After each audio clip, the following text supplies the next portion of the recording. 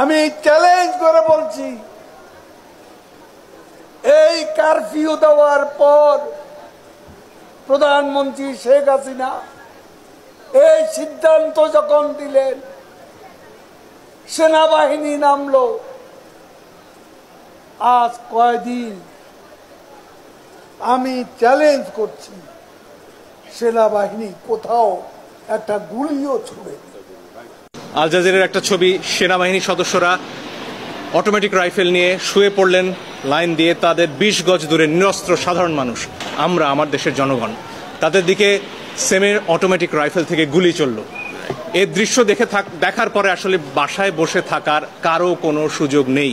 আমাদের যার যার অবস্থান থেকে প্রতিবাদ করতে হবে, এবং একজন আইনজীবী হিসেবে সেই কাজটি করার জন্য আজকে আমরা আদালতে এসেছি। আমরা আদালতে বলেছি নিরস্ত্র প্রতিবাদকারীদের উপরে গুলি চলতে পারে না, যেটিকে ইংরেজিতে লাইভ রাউন্ড বলা হয়, সেটি করার কোনো সুযোগ নেই। আর অনেক ভিডিও আপনারা দেখেছেন, একটি কিশোর 4 তলা একটা নির্মাণাধীন ভবন থেকে সে ঝুলে রয়েছে, তার কিচ্ছু করার উপায় নেই, ওই অবস্থায় তার উপর গুলি চলেছে অনেকবার।